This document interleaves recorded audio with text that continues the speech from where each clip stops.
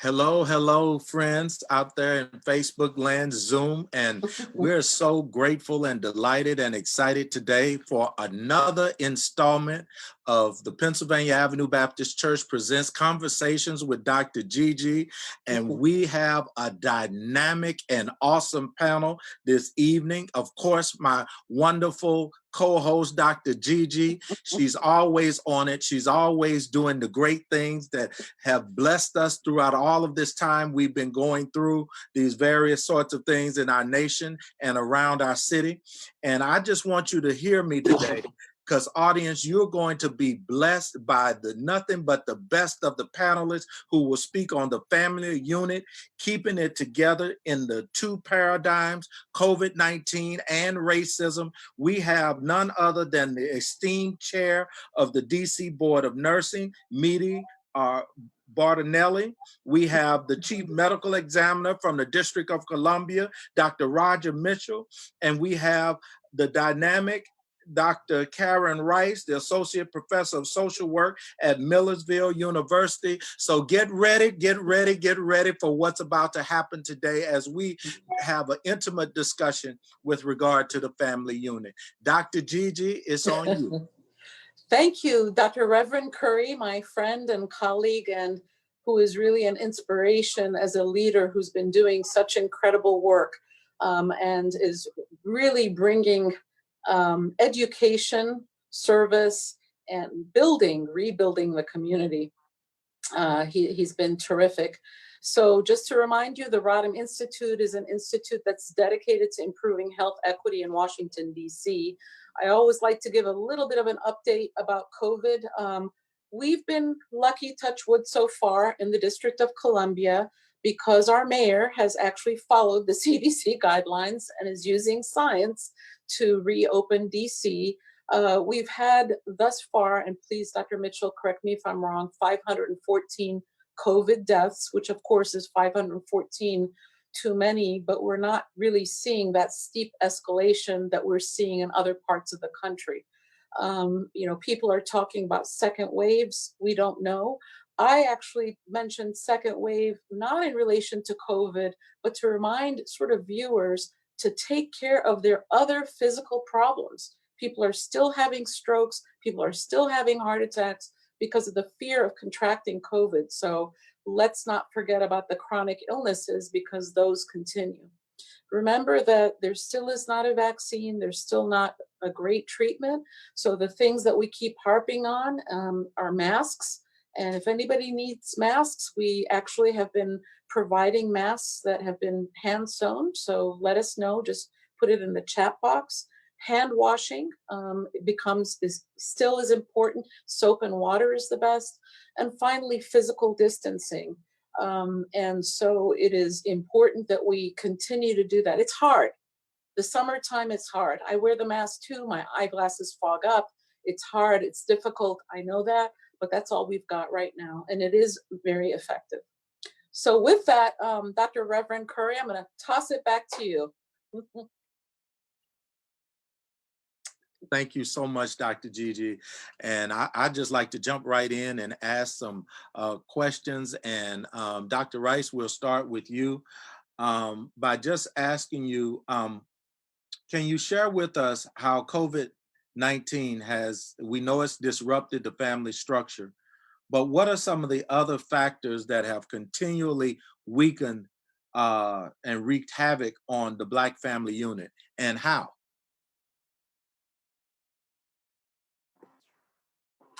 Yes, thank you, Reverend. So when I think about the challenges within the Black family unit, I tend to think about factors that, from a structural racism perspective, what are some of the challenges that families experience, and then which ultimately compounds the situation when we talk about pandemics. So factors such as low family income, presence of health conditions and disabilities, lack of access or reduced access to supportive services. And so when you think about all of the the challenges, and then you add a pandemic on top of that, it's just going to exacerbate the situation. And our systems just are not structured in a way to support the family unit. There's an expectation that families will be able to meet their own needs. And if you do need assistance, that there's an expectation that that assistance will be temporary. But so it's the expectation is placed on the family to meet its individual needs. And so structurally, I look at it as a flaw within our various systems that has exacerbated the challenges that our Black families are experiencing. Well, uh, uh, Dr. Mitchell, what say you about this whole idea of COVID-19 disrupting the family structure and wreaking havoc on the Black family union? Yeah, thank you, and it's my pleasure to be here with you, Reverend, and Dr. Gigi, and my esteemed colleagues on this panel. This is exciting and important conversation that we're having, and everyone has access to this conversation, which is even more. A lot of these conversations are had in ivory towers behind closed doors of how we affect change in our community. But you are having this out in the open, and that's extremely important. One of the things that I wanted to say is who's dying from COVID-19. Dr. G gave some statistics, and it's about 543 as of yesterday, district residents that have died from COVID-19, and the majority are over 50 years old. And because they're over 50 years old, they're the breadwinners. They are the fathers and the mothers and the grandparents and the mimas. And so when we're talking about how it affects the family unit, we're talking about the elders who we're losing. And so when we lose the elders, we lose a degree of wisdom. We lose a stability in our community. And we lose the ability to potentially put food on the table when we're talking about the 50-something-year-old individuals. And so there's a huge disruption. And here in the District of Columbia, we've started a virtual family assistance center where we have social workers who call families that have lost loved ones to not only provide them with support for burial support, but also provide them access to social services and grief support and behavioral health support, mental health support. And one of the big things that we found is that individuals are losing multiple family members in a single household. We have one family member that lost his two adult children and his wife within a 4-week period. And so we're talking about complete disruption of family units. And even those that haven't lost individuals in their direct family unit, but have lost extended families, we feel the grief extending into our families, the stress and anxiety expanding into our families. And so that adds to a large disruption. So our family units need support. And that's why it's good to have faith leaders in this space leading these conversations, because faith is going to play a big part. And certainly we would have Ms. Meady Bardinelli chime in on this, because this is a critical issue. I can say for myself, I've witnessed whole families that have literally passed away as a result of COVID. Or if it's not whole families, then a whole household has been sick at one given time and in need of services, and it's been a challenge. So Ms. Bardinelli, could you just share with us what the impact of this COVID-19 has been on the Black family? So again, thank you so much, Reverend Dr. Curry, and I appreciate, as my friend and colleague, Dr. Mitchell, has said as well, I'm appreciative of this opportunity to share. Strictly from an acute care nursing perspective, what we've seen, the District of Columbia has had over 10,000 positive cases here in just DC alone, and 4% of them, I believe that yesterday's numbers were 401. Special shout out to Dr. Mitchell and all those that work with DC Department of Health, because I do believe that the coronavirus.dc.gov website gives very detailed and specific information to guide all of us, even those of us leading these type of discussions. So nevertheless, 74% of those individuals are African American. And when you think about the Black family, we're very communal. And so when you understand the differences of what happens when individuals unfortunately are required hospitalization, we're now seeing where these family members, specifically, as Dr. Mitchell just mentioned, a lot of the elderly family members don't have people to advocate for them. They don't have someone in the hospital to help decipher the medical jargon, to understand the medications, to understand the plans of care. And so when that happens, that's also a disruption. There's a dear friend of mine that I know from college that I just spoke with last night, and literally it's his sister, his brother, and his niece all just contracted COVID within the last week, and he's down in Florida. And so when you talk about, you mentioned earlier, Dr. El Bayumi, Dr. Gigi, in your opening about our mayor being very systematic and very cautious with herself and the Department of Health medical team slowly reopening the city. And so when you see these other areas not do that, that also impacts the community. The friend that I'm speaking of is African American. He is not married. He does not have, a wife or children. So he's now left to also care for his sister, his brother that live in separate households, his niece who also has special needs and who has significant underlying medical conditions. Even though he's a lawyer, that also causes a lot of strain financially on him. And so as Dr. Mitchell eloquently just shared, that not only does it, as he talked about being the breadwinner, you're now having to have one sole person now care for and advocate for 3 individuals. Him being the one that is the most educated, if you will, and who's in a better seat to actually ask the necessary questions. But when you think about that, again, African Americans and brown individuals typically are very communal when it comes to caring and family support. And so those are some of the things that I've seen and how it's disproportionately impacted our community.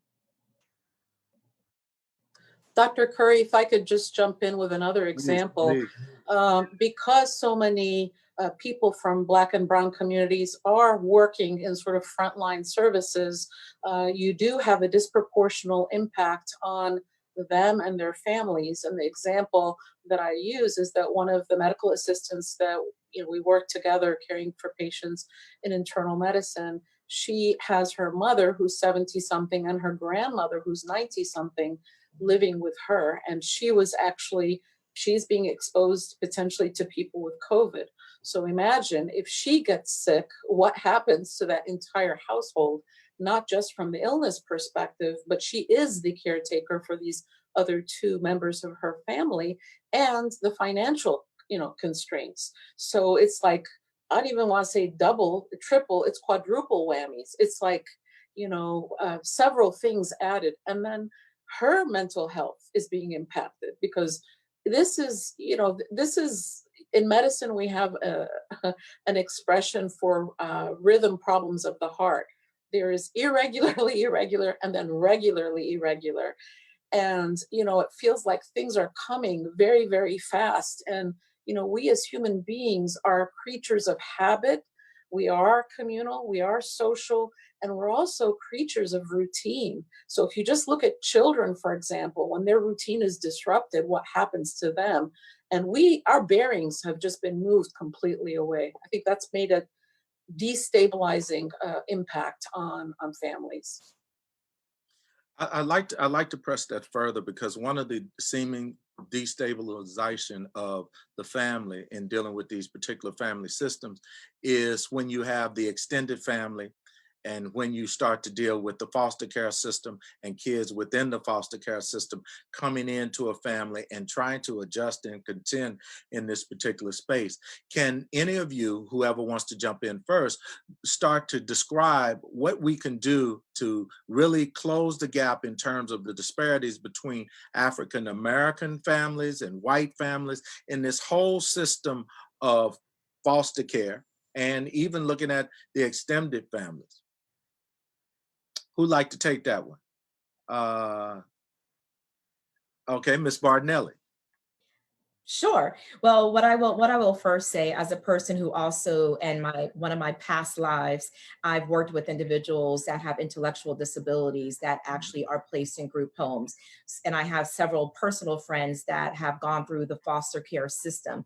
What I would say and advocate for, and I'm using the word advocate often, is that we really need to make sure that those individuals have family members and friends that approach their medical care from a team approach, that whenever you do go to the doctor, whenever you are, unfortunately, Lord willing, you're not, but if you are impacted by COVID-19, that you don't go and do that alone, that you really need to ensure that you have others that are there. Even if it's a friend, to ask a friend, do you know someone in the medical profession that can help and advise me and give some guidance to what the physicians are saying? I'm sure Dr. El Bayumi and Dr. Roger often, Mitchell often knows that many times healthcare professionals, we unfortunately immediately go into medical jargon. When Dr. El Bayumi talked about there's regular, irregular, and irregular, I know what that means as a CVICU nurse, but you have to break that down for someone who already has anxieties, who has fears, who has mistrust, untrust, because they're in a system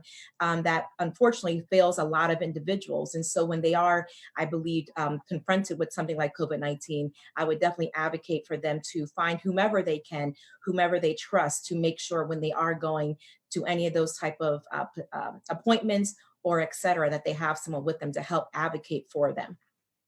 All right. Dr. Rice, can you help us further unpack this understanding of disparity between Black families and white families, and it relates to these systems that Dr. Bartonelli, Ms. Bartonelli just really referred to?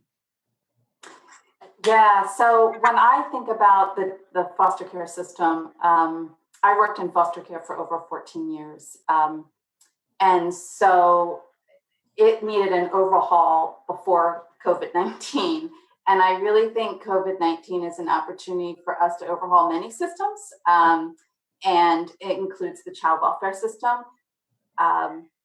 So there are, since the 50s, we've seen disparities in the number of children, African American children, placed in the foster care system. There's the disparity in the United States. And the research is extremely unclear of why. There's just no clear answers as to why there is this disparity. Since between 2007 and 2017, we began seeing a decrease in the number of African American children placed into the foster care system. However, there was an increase in the number exiting. So although we're seeing a slight decline in the number of African American children going into the foster care system, once they're in, they're not leaving. And so there's a lot of research now around why are we seeing these, what they're calling disruptions in placements of particularly African American children once they get into the foster care system. And some of the research attributes the reasons to age of the youth and reasons why the child was placed initially. But another big reason for why there is this kind of languishing within the foster care system and lack of exit is the fact that the child wasn't originally placed with a kin. And so if you're familiar with the Adoption and Safe Families Act, which was implemented back in the late 90s, the focus of that was to ensure that children who were placed in foster care, that the foster care system was required to place the child with a relative or a kin. And it really has its roots. So it goes back to what Dr. Bartonelli was saying earlier about African American families being communal. And so within this act was the notion that we need to look at kin as providers for youth. And kin is defined as someone who is close to the caregiver, the parent. So it doesn't have to be related to the caregiver.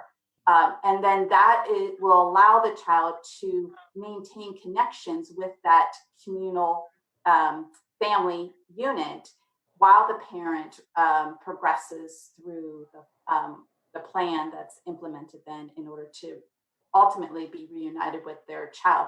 But I think what we need to consider is there is is ensuring that the foster care system is really exploring these options and going out beyond just the relatives. And we need to hold the child welfare system accountable to make sure that they're exploring all the possible support systems and individuals within that support system that could be a potential placement option for youth if that's necessary, because then we're more likely to see an increase in the number of African American youth exiting the system should they enter it. Dr. Curry, if I could just add in really quick to what please. Dr. Rice just shared. I think it's also important in these conversations. I've had personal conversations with my friend, Dr. Mitchell, about understanding that, first of all, there's a difference between equity and disparities. And when you go back to back in 2010, when they had the the Healthy People 2020 report that came out, health disparities was a very ambiguous term. And it just basically identified you're Black, you're white, you're brown, you're this, and there's a difference. Whereas we now need to use more so the term of health equity, which really speaks more so of a more moral issue that really looks at the systematic things that are happening and being committed to eliminating what those disparities are. So I think as we more have these type of conversations, it should focus more so on why do we have these health disparities that have been noted, as Dr. Rice said, in the foster care system 20 years ago when she was working in it. Why is it still there? Because just because you identified it, you now have to transition from disparities into equity, and in that middle road, figure out why is that not happening. And I think that's what we're seeing right now, even from a social, uprising that we're dealing with after, the unfortunate death of George Floyd. And now we have this coronavirus pandemic. It was definitely illuminated back during the Katrina event. It was illuminated during H1N1. I mean, these disparities happen often, but why have we not reached equity? And equity is a more moral question. If I could just jump in and say, that was, thank you. That was the whole reason that we started the Rodham Institute, because I was personally sick and tired of hearing the disparities presented. You can slice and dice the differences based on, whatever issue we're talking about, cancer, infant mortality, et cetera. But we are action oriented. What are we going to do? And I think that in these discussions, yes, obviously it's important to frame the problem. That's a basic requirement of solving a problem. But now I think we've been able to identify it. What are the next steps? Dr. Mitchell. Yeah, and can I be honest with you, Reverend? It's just us five and the thousands of people that are watching.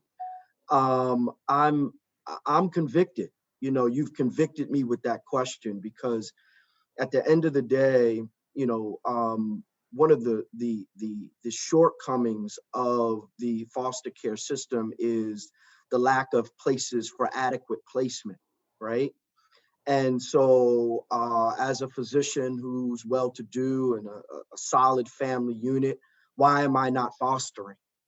Why if I'm pouring into 3 wonderful children and have a great example of a marriage, why am I not fostering? Why don't I have an opportunity for young men and women who don't have a home to be in my home and feed them and love them and encourage them and support them? Because at the end of the day, if I'm clear on what's happening, not only in this community, but in this world, no one's riding in on a pale white horse to solve the problem for community. Community, policy and government needs to make things friendly for African Americans and the impoverished to be sovereign and self-directed and self-motivated. But once that is done, then the work really happens in community.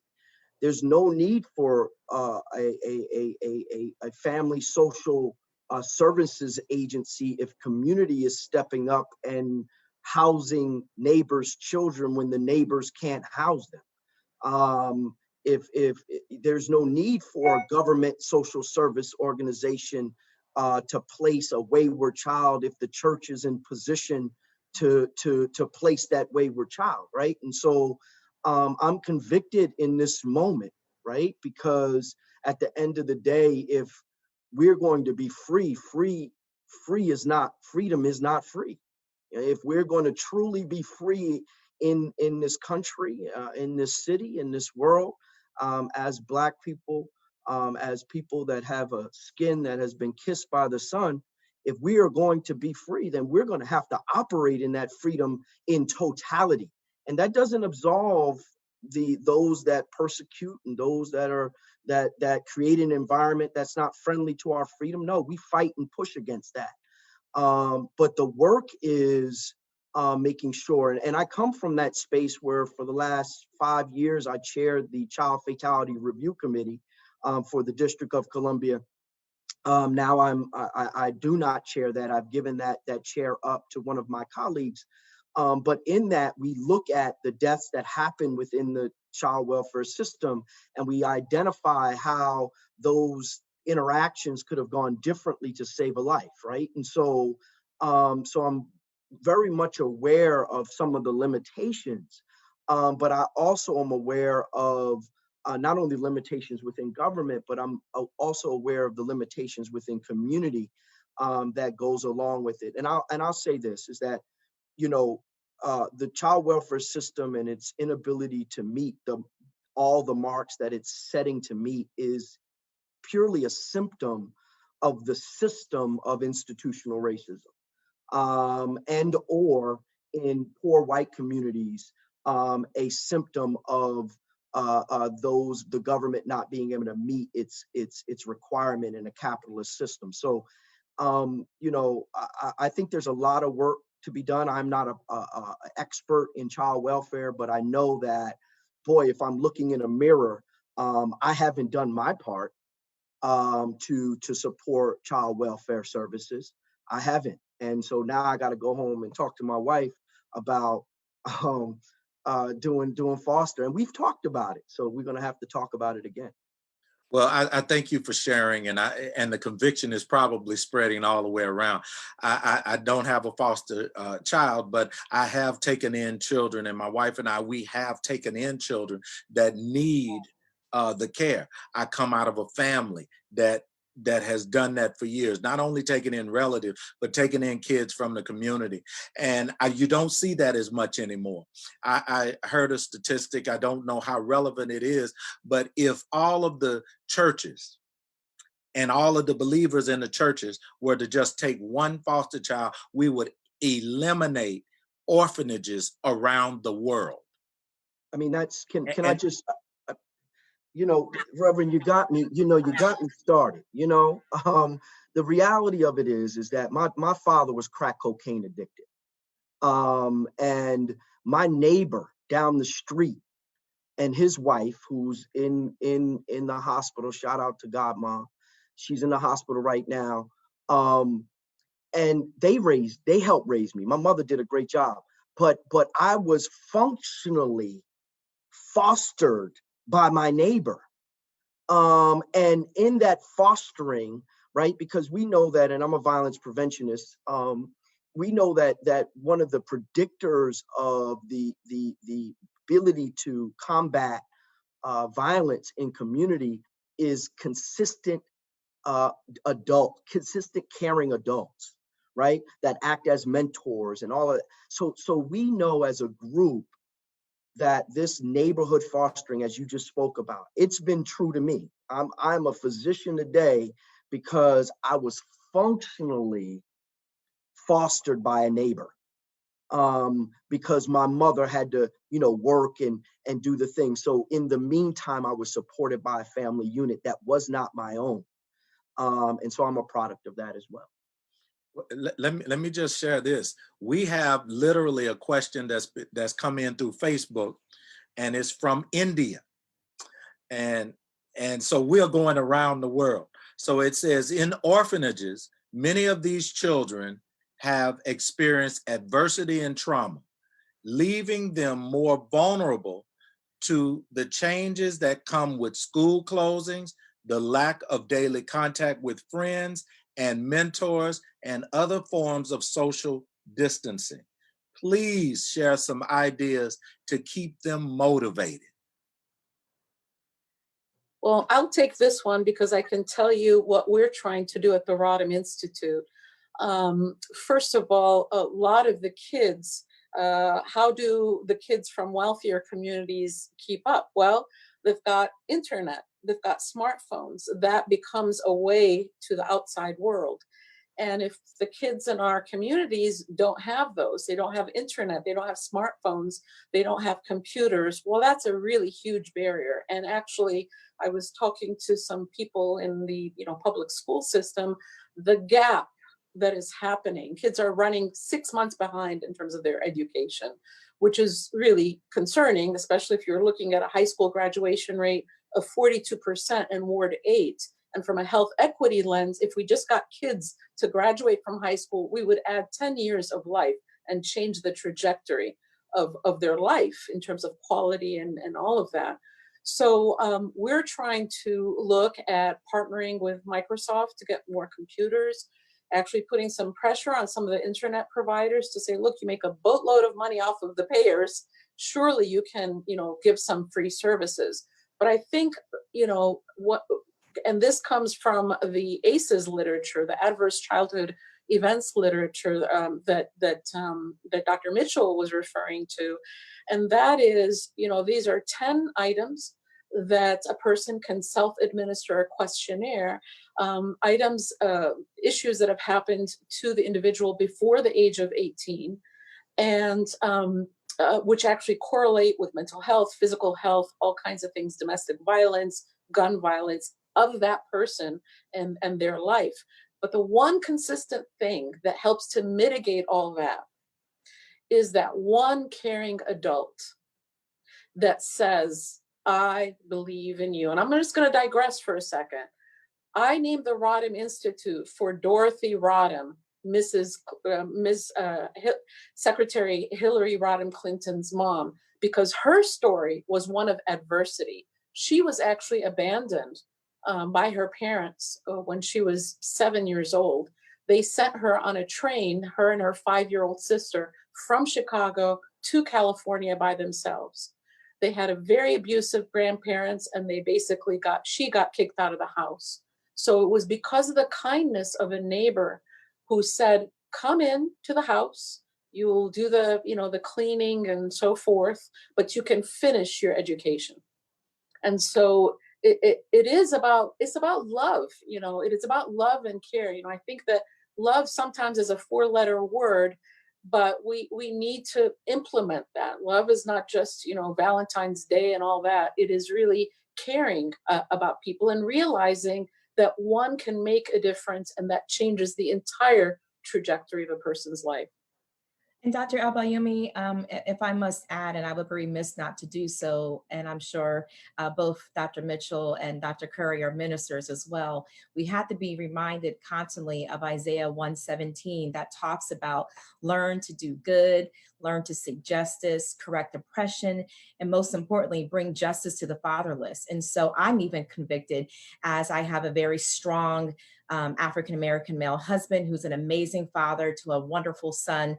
And what can I do differently? And even if I'm not physically able to bring a child into my home space, but what am I doing to contribute to that? I have and know a personal friend who is an executive at Microsoft, Dr. Gigi. So I'll reach out to you after this and figure out what can we do and how can we have these type of conversations as Dr. Mitchell just shared. If anybody's out there, put it in that chat box. Let us know who can we connect with, because that's where real change happens. And we have to move from just doing church work, which is, doing the work to keep the 4 walls up and doing what the Pastor Curry tells me to do, versus moving towards kingdom work, which is really impacting and having service that actually God is therefore glorified.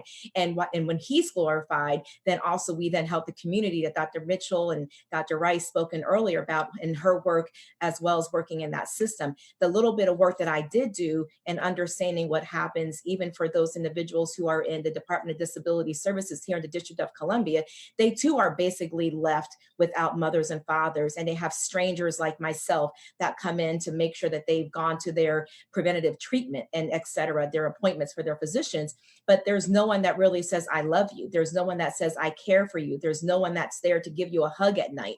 And so those things make a humongous difference. And as a mother, I know that is a difference of my son feeling okay and feeling that he does have redemption when he does falter and fails, versus him saying, it doesn't matter, I don't need to do this homework anyway. No, he knows that this is important, that his mother and father is there to support him. So again, I too am convicted that what can I do better, and how can I use my influence to even help those scenarios as well? Dr. Rice.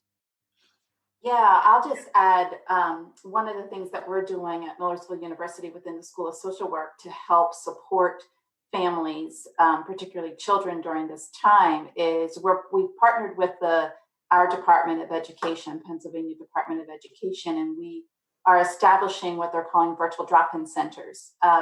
So it's an opportunity, now it's a volunteer service, so schools within across the state have identified particular families who would like to collaborate, like have like a mentor-mentee relationship, so that our social work students act as the mentors to the youth in order to support them, not just academically, in order to prevent the gap that we suspect will happen as a result of children not attending school consistently, but it's to maintain that academic progress, but then it's also to provide that social connection, that just a caring adult, someone who is there, able to talk with them on a regular basis, but also someone who's there that they can reach out to process life's challenges, to provide them with spiritual guidance if that's what they need, to provide them with emotional guidance, to provide them with physical guidance, because sometimes when you need to have an outlet in order so that the outlet is a more positive physical outlet, to help you respond to some of the challenges that you might be experiencing as a result of being isolated from your peers and from your daily routine. So that's just one of the ways in which we're attempting to provide support to youth within our community, is partnering with our local schools and having our students serve as a mentor to the youth in our community.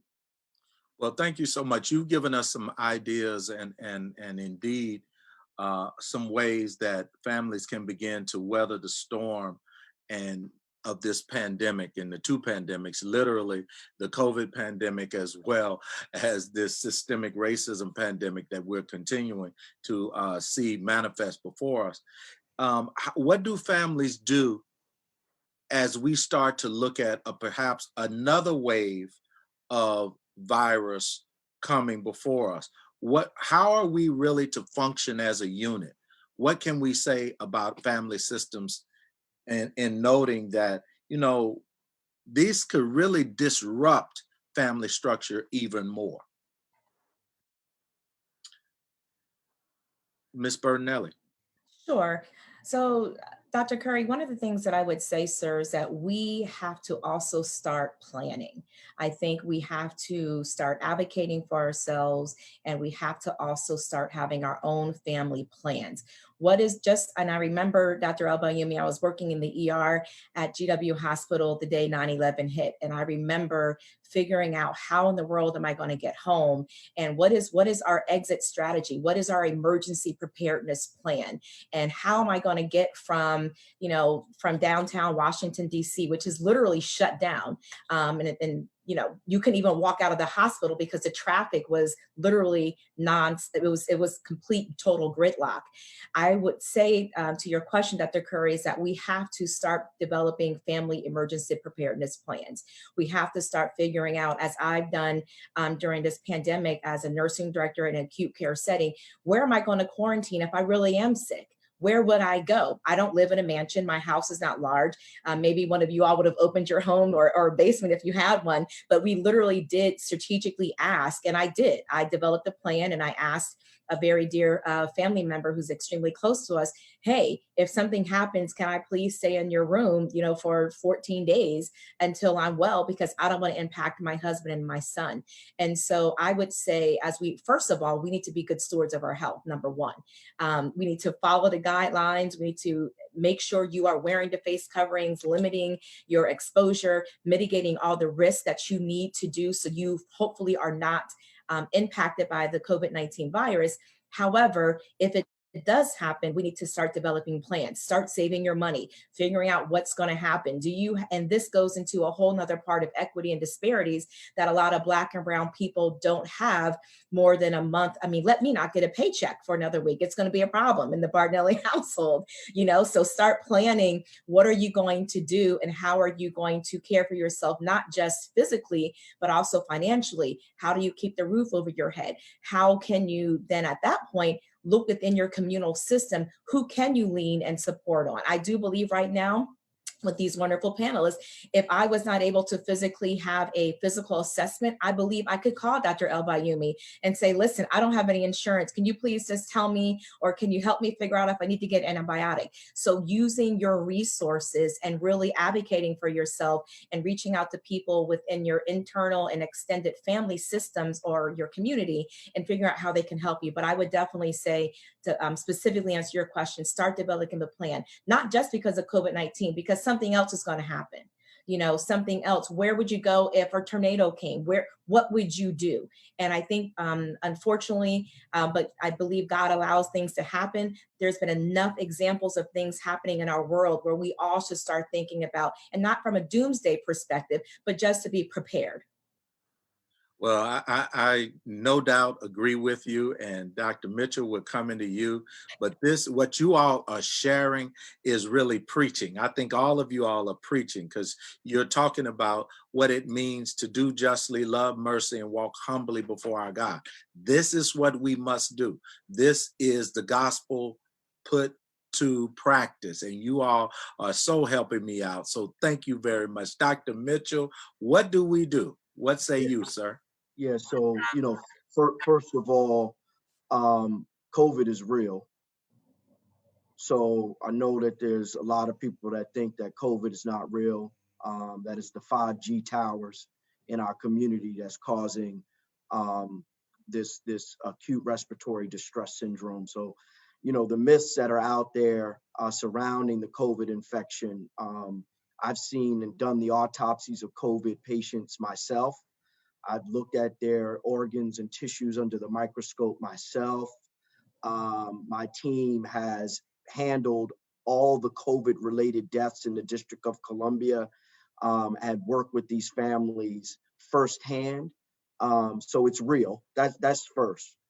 And so what's extremely important is for us to handle it that way. And I think our government has given us, our local government has given us the tools to be able to do that. But I think it's important for us to understand that mask wearing and face coverings is critically important before, during, and after we're seeing this. And I think that it's not a panacea.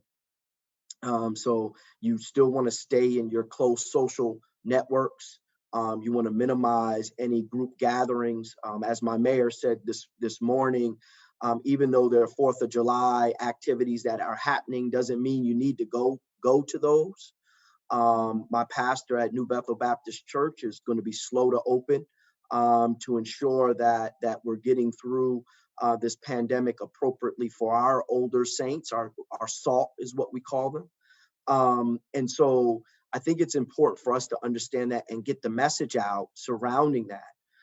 But one of the biggest things, and Ms. Barnelli alluded to this, is our economic problem. The fact that so many have lost jobs in communities of color, and all communities within this nation. People have lost jobs and are having trouble putting food on the table. And so there's opportunities here. And again, I come back to the faith community, whether you go to mosque and you're an imam, or whether you are a pastor of a church, there's so much opportunity in the faith community to step up and step in where government cannot.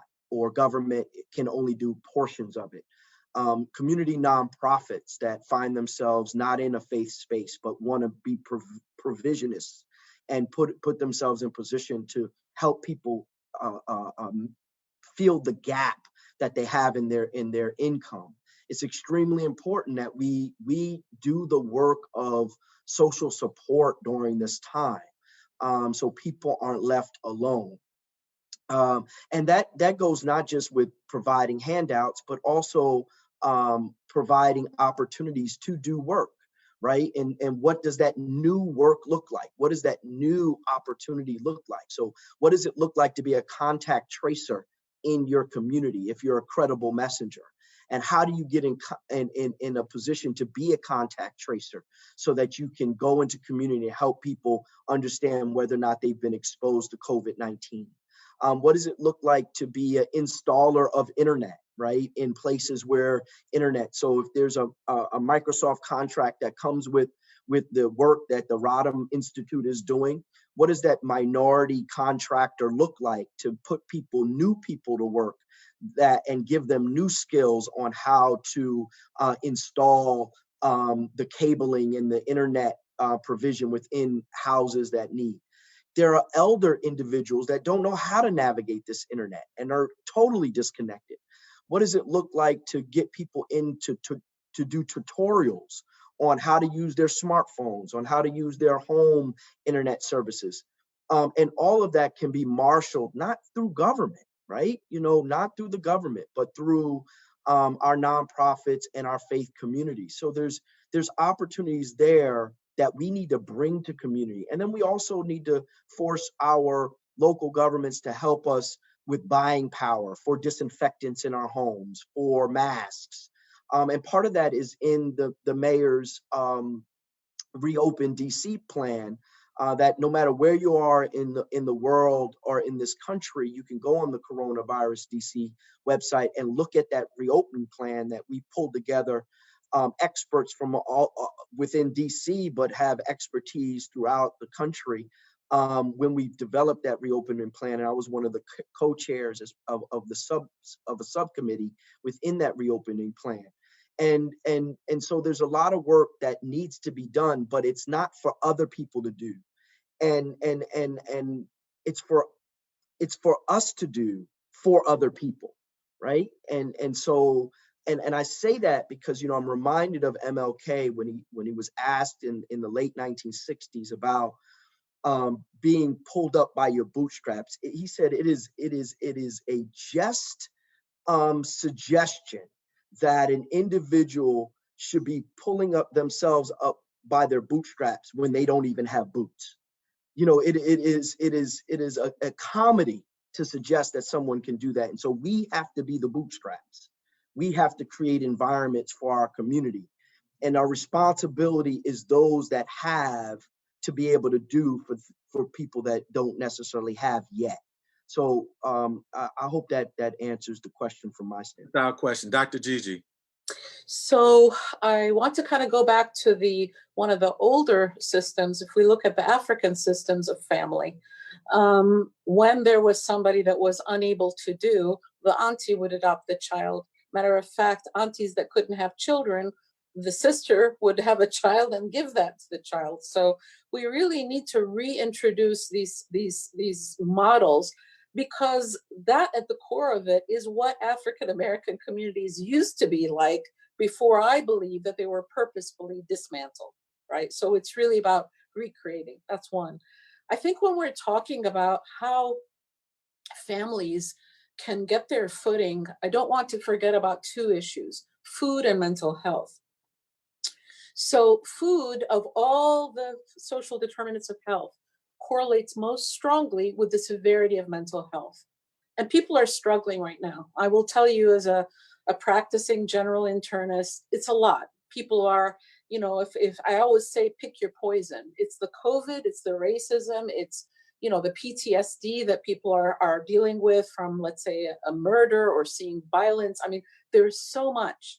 So the first thing that I would say is really looking at the mental health.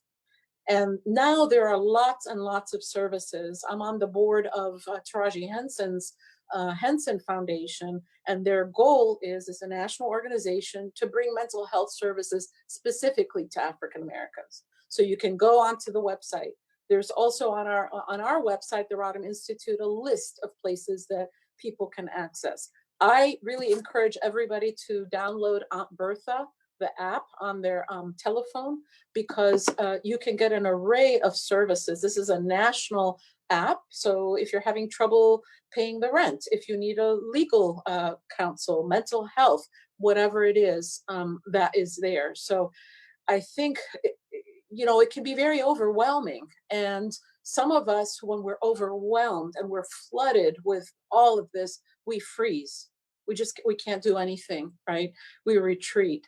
And it's hard. And that's why, I say, I'll lean on your shoulder, and when you need to lean on my shoulder. This idea of interdependence and interconnectedness, where church communities become a sanctuary, but I happen to be Muslim. I mean, it doesn't have to be faith-based, but what has to be is that love is that seed that says, if you are suffering, then I'm suffering.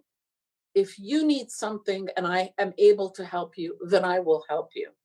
My dad always tells me, if you can afford to help somebody, help them. And he says, Gigi, you can always afford to help. Yeah, thank you, Gigi, and certainly thank each and every one of you. This is so very important, and what I hear is really the African principle of Ubuntu. I am because we are, and we have to understand that. And so, thank you. And number one, churches must be involved. Houses of worship must be involved, and I can say that at Pennsylvania Avenue we are, and I know a whole host of others, that we actually have a program now that we just created during this season of COVID-19, literally called a virtual health ministry, where we call not only our people within the congregation and stay in touch with them so that they're not socially isolated, but we get as much information as we possibly can to do contact tracing, and we'll put their information into Aunt Bertha for them. And so we do that, and we keep it in the context of our own faith community. And for those that are in need of testing, and you don't want to go to a DC site, we have testing at the church. I want to make sure that we do all of the things necessary, all of the things that these leading experts are saying. And I just am so grateful for what you all have shared, but you all are unique. And I say that because there are some that don't always engage people of color like you do. They don't. There are doctors, there are professors, there are nurses, and that do not really know how to even begin to talk to a person of color. What can schools and institutions do so that we can begin to have better conversation? And likewise, what can our professionals do, whether they be in social work or whether they be in healthcare, so that the rights are not infringed upon by those who are of a different hue, namely those who are Black and brown? And what can we do about this? Because we're in a state right now where everybody needs to get information that we're sharing on this line, but every doctor won't do it, every social worker won't do it. So Dr. Rice, please help us out. And then we so, can. Yeah, as a professor and as a social worker, I obviously think a lot about this, of what role can I play in preparing students, right, to work in the community. I'm trained in intergroup dialogue, and I'm a big believer in intergroup dialogue approach. So I think personally, everybody who's working in a helping profession, be nice if everybody, but at least everyone in a helping profession understand not just the theoretical underpinnings of dialogue, but how do you go about engaging in conversations where it's authentic, in order to assist in bringing about change, right? And to do that, you've got to first start with yourself. And so I think there needs to be requirements within higher education where students go through complete coursework where they have to unpack their own biases, their own assumptions, their own, I talked previously, like there was this whitewashing of the history of the United States. Like we have to understand, why do I think the way I think, right? Why do I believe what I believe? And spend some time unpacking some of that, so then I can truly have a positive effect in whatever role I'm going to, whatever career, whatever job trajectory, right? Career trajectory I have. So it might not be in social work, it might not be in nursing, it might not be in medicine, but even if I'm in business, right, I have the potential to impact positively or negatively the people with whom I engage. And so until I do my work, right, I might have a negative effect on somebody's ability to progress.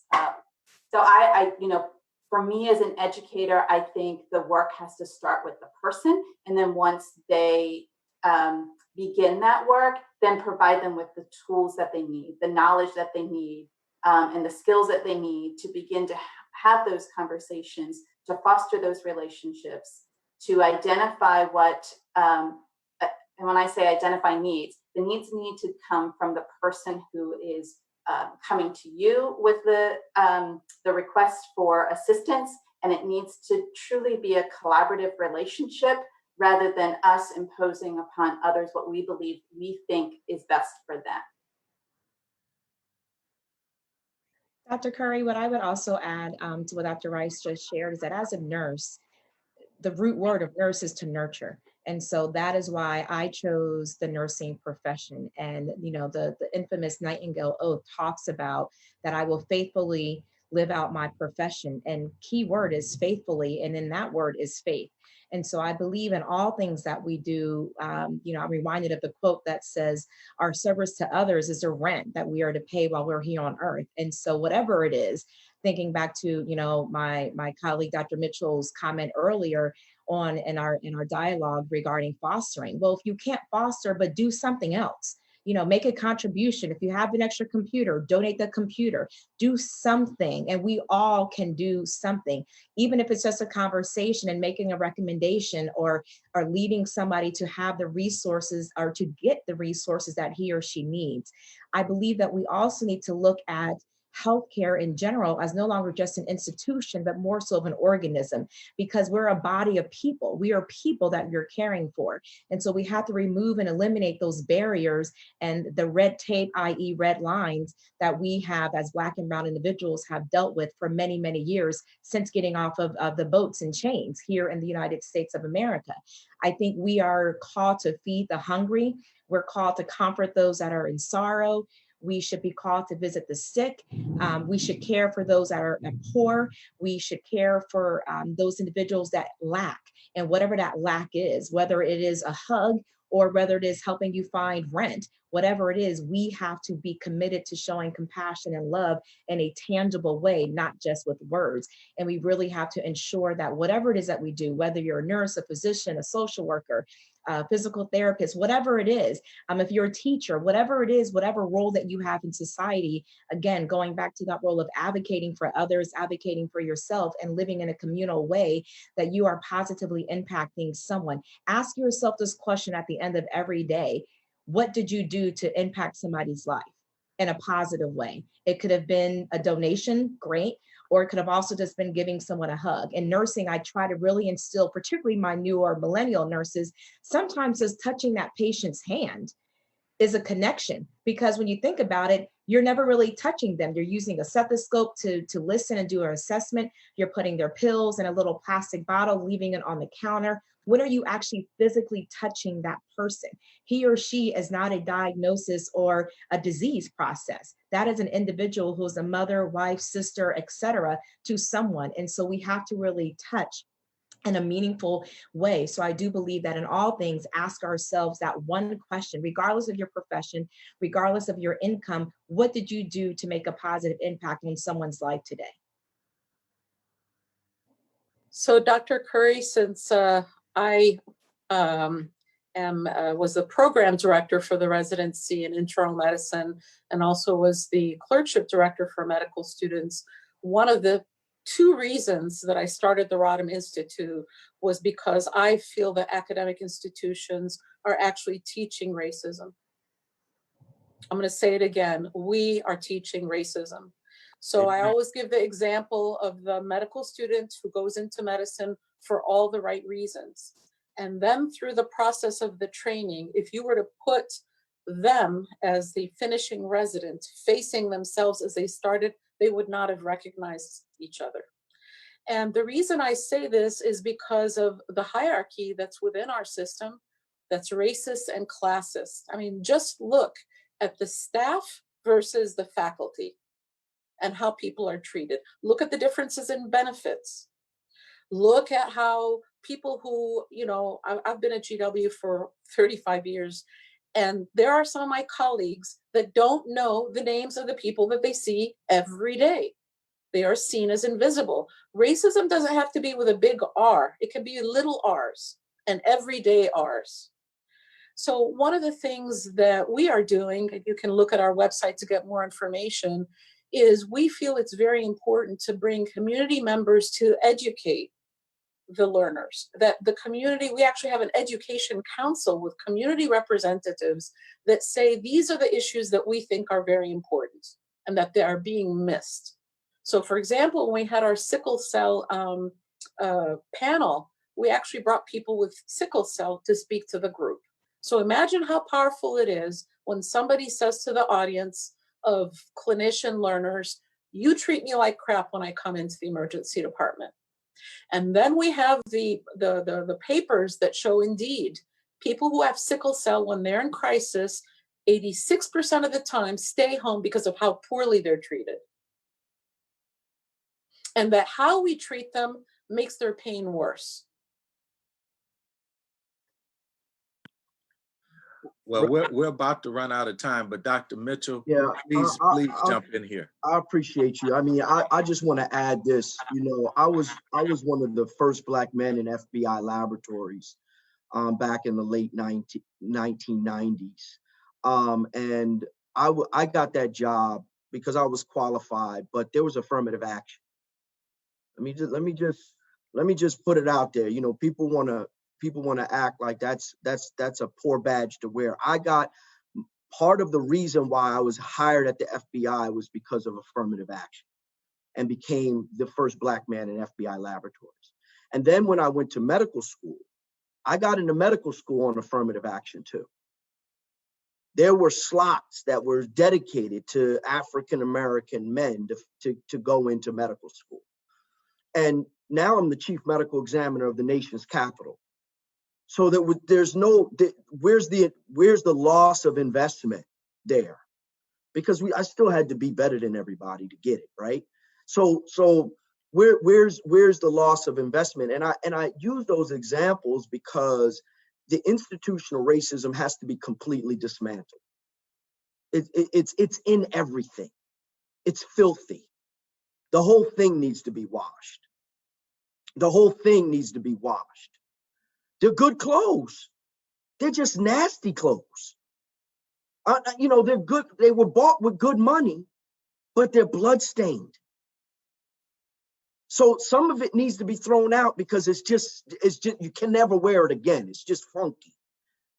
But there's other parts of it that needs to be washed. So we just need to wash what needs to be washed that we can still salvage, and the rest of it just needs to be thrown out. And we need to purchase some more. It has already been bought. It's been bought with my ancestors' blood. And the reality of it is that we have an opportunity now in this moment to reimagine the whole system and be bold and call out racism and be bold and do things differently. And it's later for being on the sideline. A lot of people have been talking about it. It's later for nibbling at the edges of this thing. We need to completely do it different. And everyone benefits from it. Everyone benefits from the dismantling of racism, because with the dismantling of racism, there goes a capitalism that does not make room for the impoverished. It's a time for compassionate capitalism. And I go to Luke 12:16, where there's the parable of the barn owner, where the rich man, he's like, oh, I have so much stuff. Oh, what I should do? Well, let me build a whole nother barn to house all the stuff that I have. And the reality of it is, you don't need another barn. You need to distribute the excess to people that don't have. And that's compassionate capitalism. And so what we are called in this day and time as a community to do things so much differently. And I thank God that he's chose our generation to do it.